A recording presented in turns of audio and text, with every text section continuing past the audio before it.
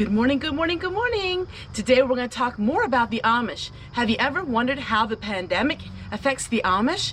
Well, today I'm going to read to you an article. I'm going to share with you some insights on the Amish stay abreast, making changes but maintaining traditions. You know, this pandemic has affected all of us, but does it really affect the Amish?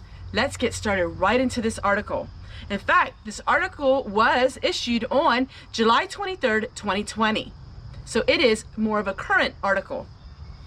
It's from Altoona, Pennsylvania. As you know, I live in eastern Pennsylvania, so this is going to talk about the Amish in our state. Sunny side of the steep hill and sinking valley, Reuben Beachy led his horse-drawn plow over an empty field.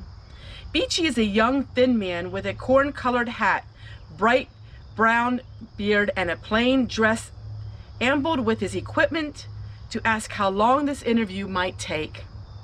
Beachy is one of the 360 people in Blair County growing Amish community. Groups settled here in 1988, mainly coming from the Mifflin County, according to Stephen Nault, professor of history and the Anti-Baptist Studies in Elizabethtown College.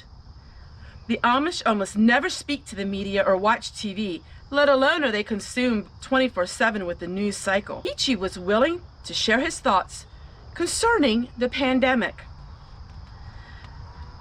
Of course, if someone gets sick, it's a concern, he said, but I think it's rather gone more than just a concern for sick people. At the onset of the health crisis, the local Old Order Amish community has made adjustments to daily life and livelihood, while those with strong ties to the community through health care and agriculture have addressed the challenges they face now and the future.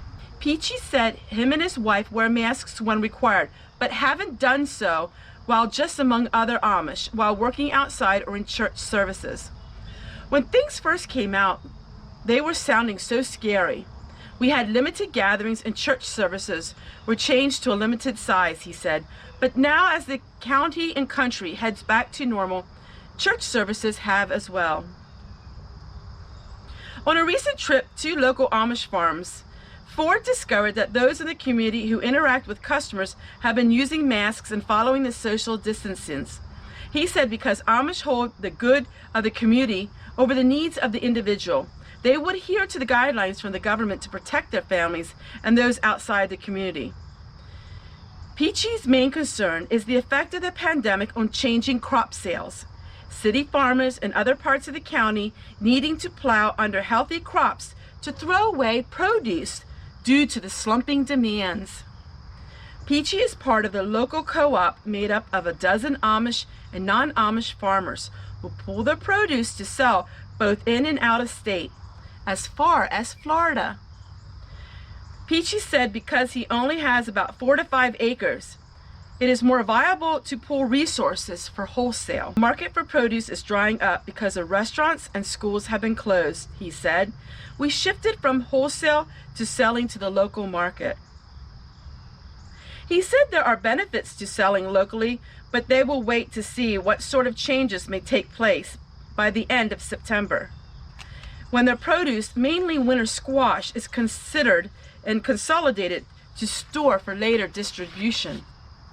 Amish economics are driven by manufacturing and agriculture, usually with one being more prominent than the other. The Department of Health said in an email that it has been working to make sure that the materials for all populations and is working to finalize materials for the Amish communities. This will include a fact sheet with our nurses will share with the community leaders to make sure that all communities are prepared.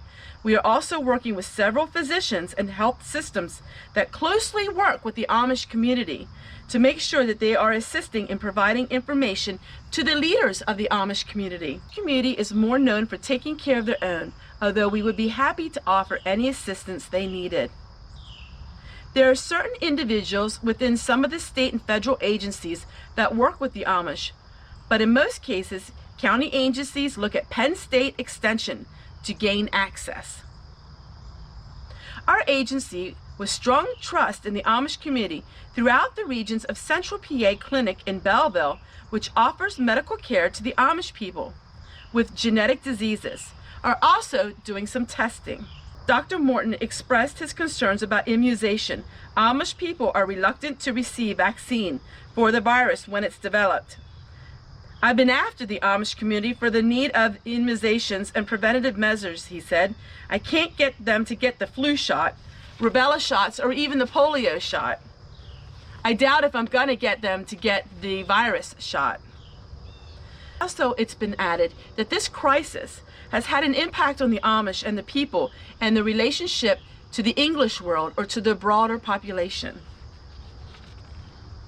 He wasn't sure how this health crisis would impact the relationship in long term, but said one outcome could be turning away the reliance on the outside country. Also stated that he would not get the vaccine and that him and his family are anti-vaccine.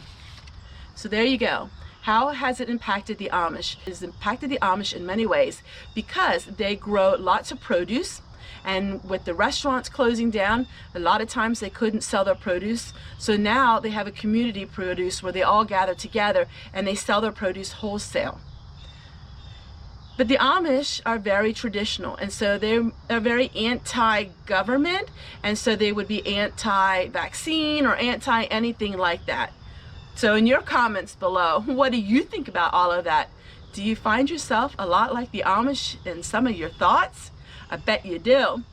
You know, last week I did an article on the Amish, and it was absolutely the most amazing thing. I got to read so many comments, and it was really neat to see and to hear all of the things that you all were talking about. And I thought it was a really wonderful thing. So every week I'm going to bring to you Amish news, and it's going to be the hot topics with Tessie, and we're going to talk about Amish views on things because a lot of you are like me. I kept saying to my husband, everybody on here that commented thinks just like me. And it was so great because I felt like we had such a stronger community together because we were all communicating with one another. There were some people that had a different opinion on what was going on, and everybody was so respectful. So as long as we can keep the dialogue respectful, I'm going to have these very unusual topics. So let me know in the comments below. Do you think the Amish are wrong in not wanting to have that vaccine? And what do you think about the Amish and how they pulled together as a community and they banded together and they just helped one another during this very unusual time? Take care, everyone, and we'll see you guys tomorrow. Hey, don't leave yet. Check out these other videos. It's all about Amish living and questions about the Amish. See you guys tomorrow.